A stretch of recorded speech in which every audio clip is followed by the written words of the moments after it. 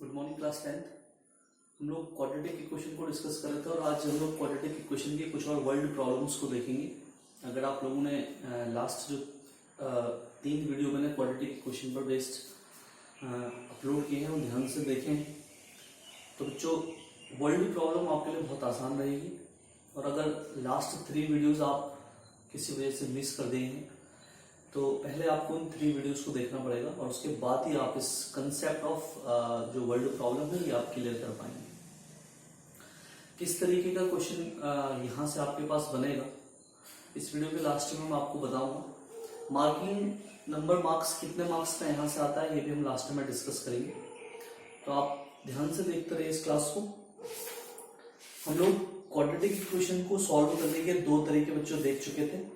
किस तरीके से किसी क्वाड्रेटिक इक्वेशन को सॉल्व किया जाएगा, किस तरीके से किसी क्वाड्रेटिक इक्वेशन को फॉर्मूला मेथड से सॉल्व किया जाता है, किस तरीके से किसी क्वाड्रेटिक इक्वेशन को जो है फैक्टर मेथड से सॉल्व किया जाता है, ये हम लोगों ने डिस्कस किया है। एक और सॉल्यूशन का मेथड कंप्लीटिंग स्क्वायर आपके पास है। Completing square method last year syllabus से हटा दिया था, अभी इस साल ये है या नहीं इसका कंफर्मेशन नहीं है, तो टिल देन हम इसको नहीं देखेंगे क्योंकि 2 मेथड आप सीख चुके हैं। हम दोबारा एक स्पेशल वीडियो बनाएंगे कंप्लीटिंग स्क्वायर मेथड पर, तो तब तक हम लोग देखेंगे बच्चों कैसे हम इसकी वर्ल्ड प्रॉब्लम को सॉल्व करते हैं। मैंने आप लोगों को बताया था हम लोग जो लास्ट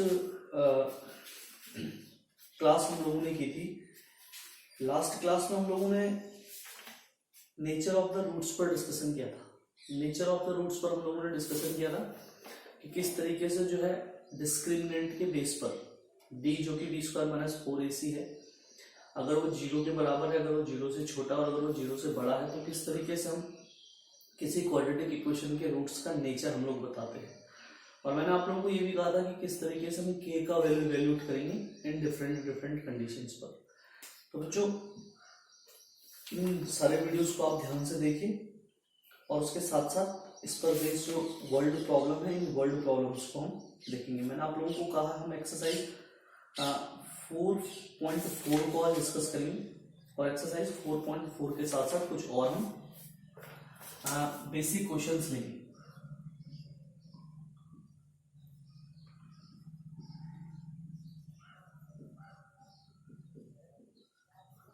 क्वाड्रेटिक इक्वेशंस को हम लोग बच्चों डिस्कस कर रहे थे।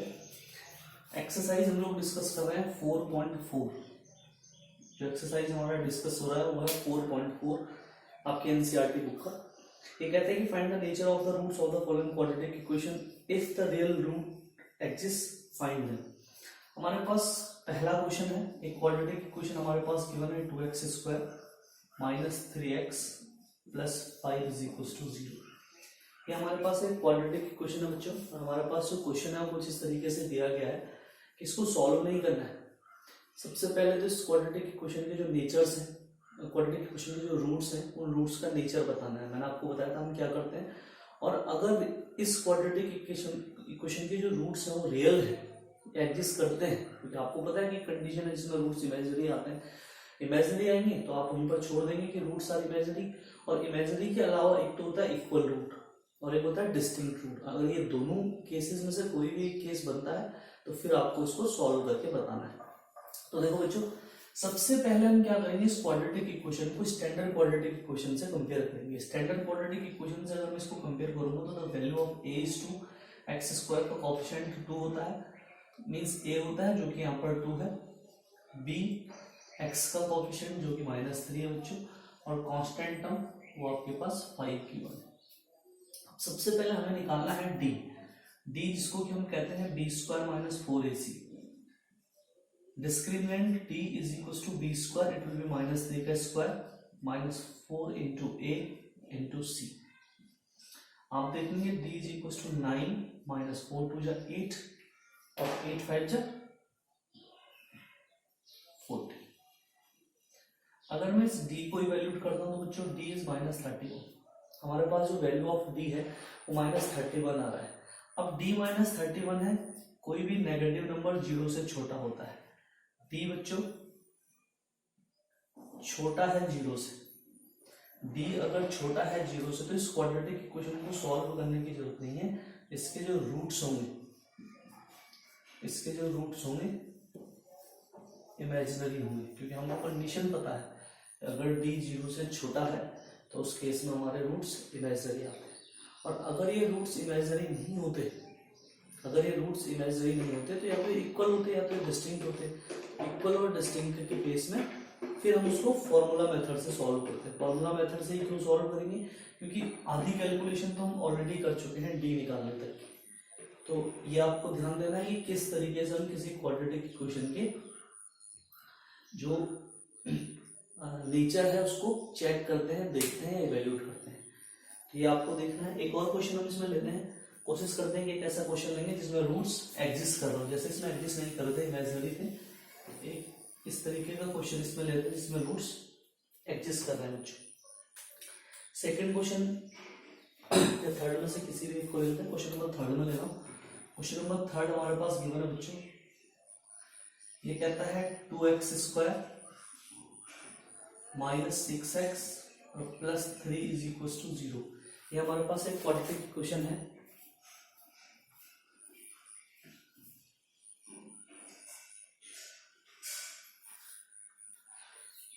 ये हमारे पास बच्चों एक क्वाड्रेटिक इक्वेशन गिवन है।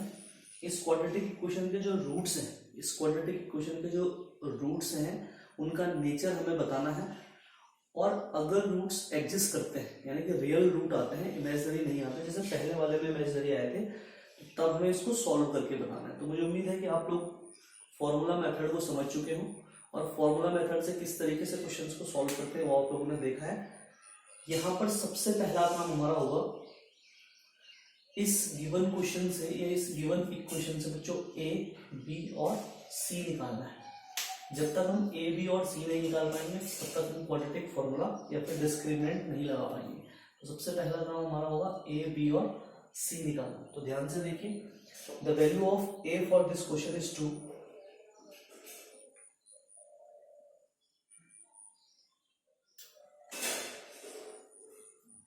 The value of p is -6 and the value of c it is 3। अगर आप लोग ध्यान से देखेंगे तो यहाँ पर a 2 है, b -6 है और c का जो वैल्यू है वो 3 है। हमने क्या किया बच्चों, इसको स्टैंडर्ड इक्वेशन से कंपेयर किया और लिखा यहाँ पर a is equal to 2, b is equal to -6 और c इज इक्वल टू 3। इन तीनों कोफिशिएंट्स को हम लोगों ने यहाँ पर लिख दिया है। जब इन कोफिशिएंट्स को हम लोग लिख देंगे तो फिर हम d को इवैल्यूएट करेंगे, डिस्क्रिमिनेंट जो होता है, जो कि होता है बच्चों b स्क्वायर माइनस 4ac, आप सब जानते हैं। यहाँ पर d निकालने के लिए मैं गया तो b स्क्वायर यानी कि -6 का square minus 4 into a into c, ये हमने किया। The value of d is 36 minus 4 2 जा 8, 8 3 जा 24। ये हमारे पास कंडीशन है। ध्यान से आप लोग देखेंगे, इज इक्वल टू, हम इसको सब्ट्रैक्ट कर देंगे बच्चों, 6 minus 4 2 12।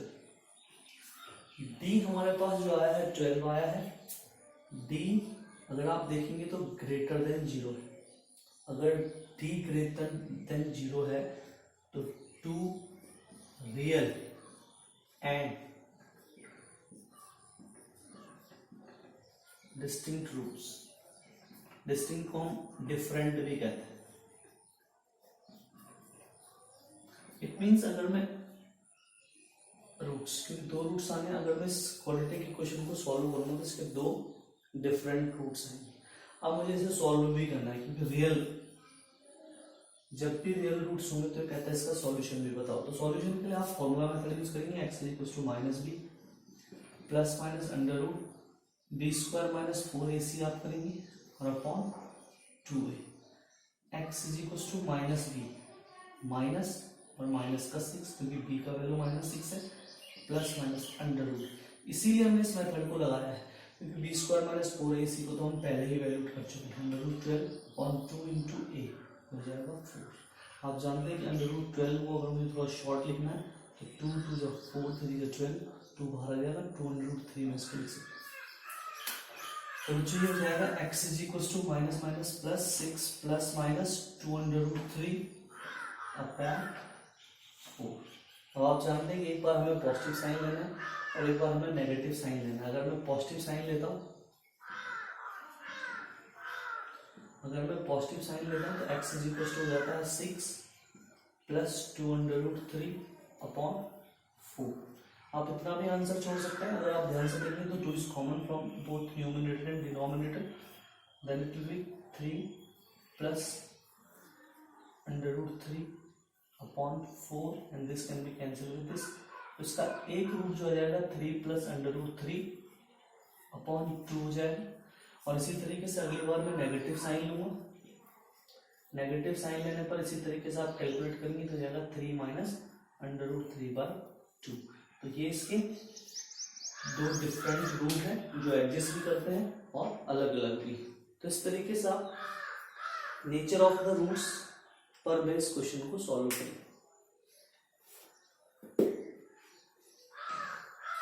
Now we will take second question. अब हम इसका सेकंड क्वेश्चन लेंगे। आपको ध्यान रखना है कि जो इस 4.4 एक्सरसाइज का सेकंड क्वेश्चन है, आपका स्टैंडर्ड मैथ्स है, बेसिक मैथ्स है, इससे कोई फर्क नहीं पड़ता, बट एक क्वेश्चन इस तरीके का आपके पास आएगा ही आएगा, 100% आएगा ही आएगा। नेचर ऑफ रूट्स पर बेस एक नंबर का क्वेश्चन आपके पास आना ही आना। So just see this question very carefully. Question number 2 क्या कह रहा है बच्चों, ध्यान से देखिए। शायद इनमें से एक एग्जाम्पल मैंने पहले भी लिया है जब मैंने आपको नेचर ऑफ द रूट्स को एक्सप्लेन किया है। ये हमारे पास कहता है कि find the value of k for each of the following quadratic equation so that they have two equal roots. आपके पास मैं सेकंड क्वेश्चन ले रहा हूँ क्योंकि फर्स्ट शायद हम लोगों ने एग्जांपल में लिया है।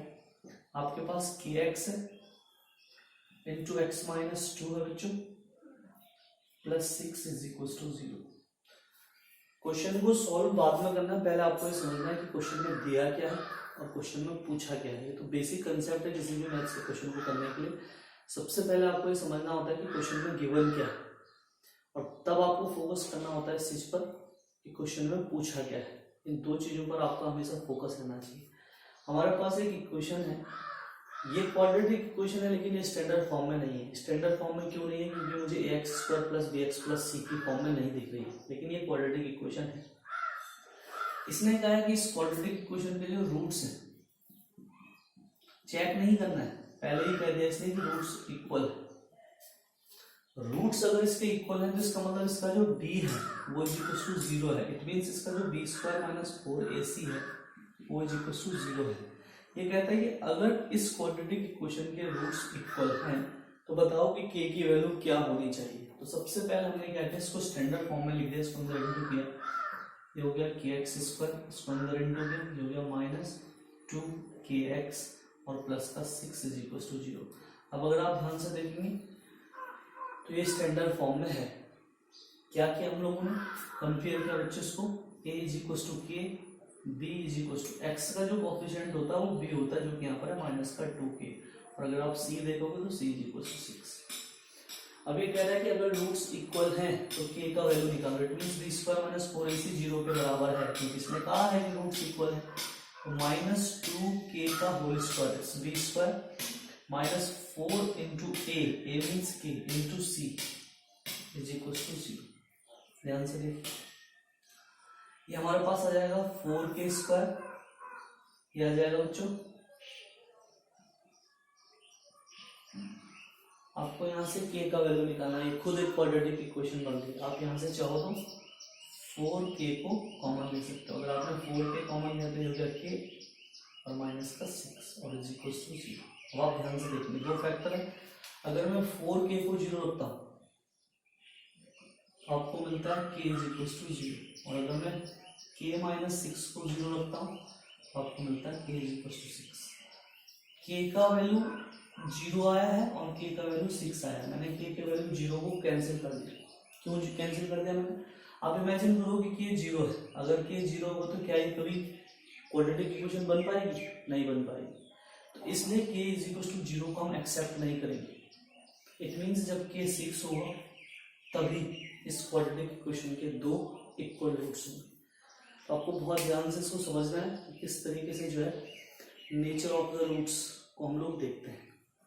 अगर आपको लगेगा कि कोई क्वेश्चन इसमें नहीं आ रहा है, यू विल आस्क मी। मैंने आपको कहा है कि जनरली अभी तक इस एक्सरसाइज से कैसे क्वेश्चंस पूछे जाते हैं मैं आपको लास्ट में बताऊंगा। पहले हम एक वर्ड प्रॉब्लम और देखेंगे।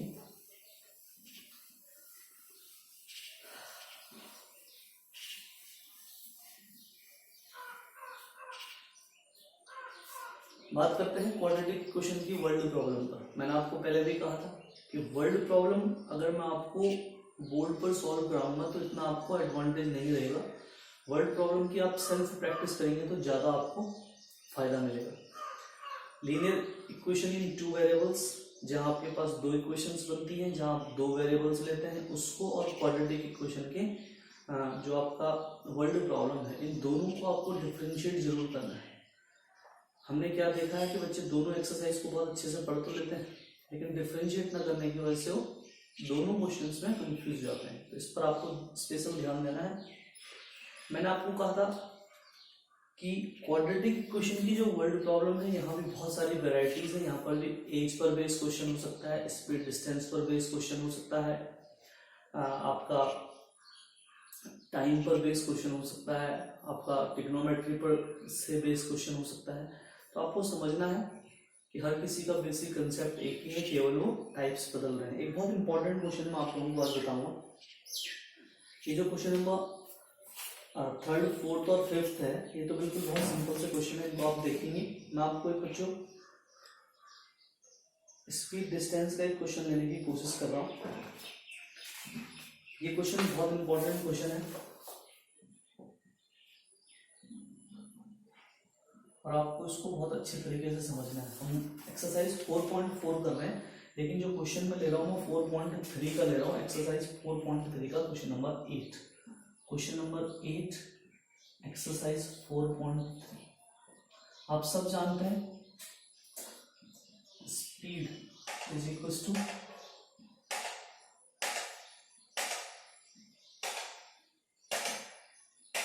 Distance upon time.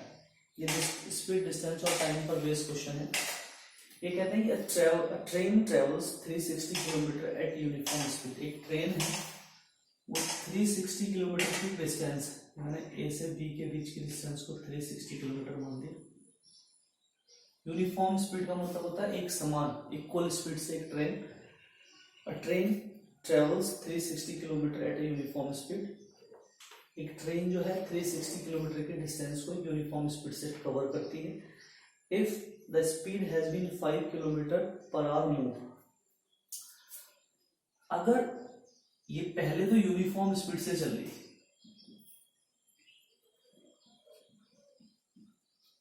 एक ट्रेन है वो यूनिफॉर्म स्पीड से 360 किलोमीटर की जो डिस्टेंस उसको कवर करती है बच्चों। ये कहते हैं कि if the speed had been 5 kilometers per hour, it would have taken 1 hour less for the same journey. अगर हम इसकी स्पीड को 5 किलोमीटर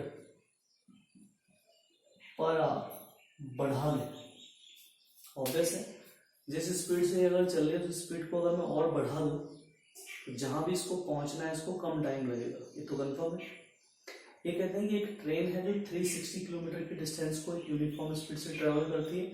अगर इसकी स्पीड को मैं 5 किलोमीटर पर आवर और बढ़ा दूं तो ये कहते हैं कि इसको 1 घंटा कम लगेगा। It will take 1 hour less, इसको 1 hour लेस लगेगा।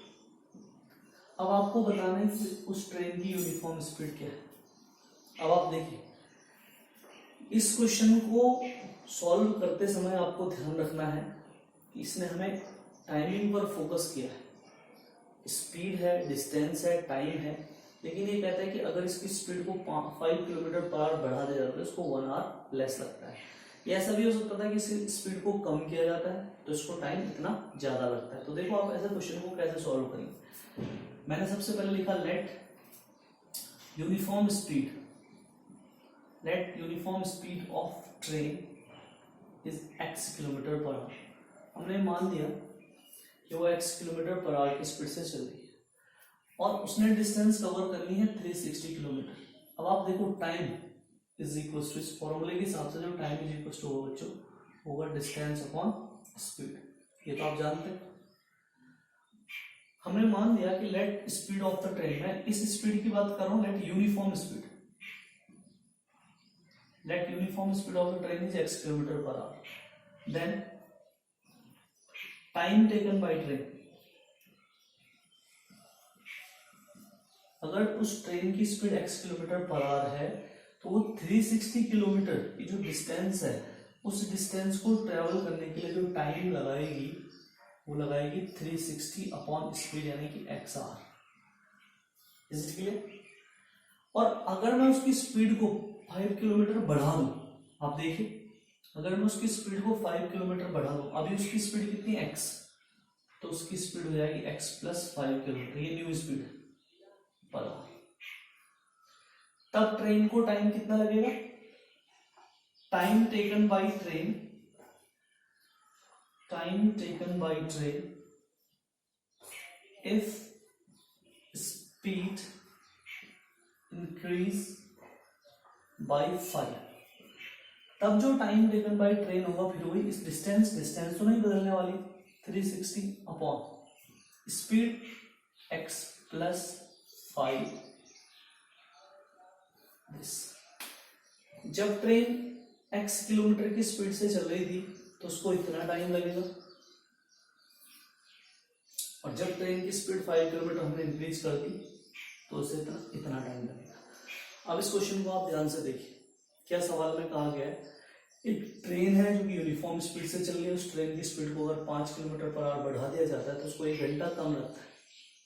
इट मीन्स ये जो टाइम है, इन दोनों टाइम में ये वाला टाइम ज्यादा है और ये वाला टाइम कम लगा है। इन दोनों according to the question A T Q, according to the question 360 by x minus 360 by x plus 5 is equal to 1। अब आप समझिए हमने क्या किया, ट्रेन जब x किलोमीटर पर आवर की स्पीड से चलती थी तो उससे इतना टाइम लगा, हमने ऊपर निकाला। ट्रेन जब x प्लस 5 की स्पीड से चलती है तो उसे इतना टाइम लगा, और ऑब्वियस है कि यहाँ स्पीड बढ़ी है तो यहाँ टाइम कम लगेगा, the difference between this time is 1। ये आपके पास इक्वेशन बनी है, यहाँ मैं एलसीएम लूंगा x प्लस 5, आप मल्टीप्लाई करेंगे बच्चों तो जाएगा 360 इंटू एक्स प्लस 5 माइनस ये हो जाएगा आपके पास 360 इंटू एक्स और इज इक्वल टू 1 अपॉन 1। इसको हम क्रॉस मल्टीप्लाई करेंगे, यहाँ से हम एक क्वाड्रेटिक इक्वेशन बनाएंगे और उस क्वाड्रेटिक इक्वेशन को जब हम सॉल्व करेंगे तो वहाँ से हमारे पास x आएगा जो कि ट्रेन की स्पीड होगी। x की 2 वैल्यू आएंगी, एक वैल्यू नेगेटिव हो सकती है, स्पीड कभी नेगेटिव होगी नहीं, तो हम पॉजिटिव वैल्यू को एक्सेप्ट कर देंगे। तो ये आपके पास इस तरीके से वर्ल्ड प्रॉब्लम्स हैं, ये सबसे इंपॉर्टेंट वर्ल्ड प्रॉब्लम सवाल जो मैं आपको शुरू से बता रहा हूँ, ये कैसे क्वेश्चन इस एक्सरसाइज में आते हैं। आपके पास 3 क्वेश्चंस यानी कि यहाँ पर पॉसिबिलिटी होती है। सबसे पहला, किसी क्वाड्रेटिक इक्वेशन को थोड़ा सा डिफरेंट फॉर्म में दिया रहेगा और उसको आपको सॉल्व करना होगा। एक क्वेश्चन कई बार पूछा गया है। Number 2, nature of the roots. Nature of the roots direct भी पूछा जा सकता है और नेचर ऑफ द रूट्स में k की वैल्यू निकालने के लिए भी सवाल आ सकता है। और लास्ट, वर्ल्ड प्रॉब्लम। एक आपके पास 4 मार्क्स का वर्ल्ड प्रॉब्लम से क्वेश्चन आने ही आना है। तो आप लोग जो ध्यान से इस वीडियो को देखिए और जो आपको लगता है कि अगर किसी पॉइंट पर आपको प्रॉब्लम है तो आप मुझे पर्सनल मैसेज कर सकते हैं। और मैंने आपको पहले भी एक PDF फाइल दी थी जिसमें बहुत सारी वर्ल्ड प्रॉब्लम है, उनको आप लोग सॉल्व कीजिए। Enough for today, thank you.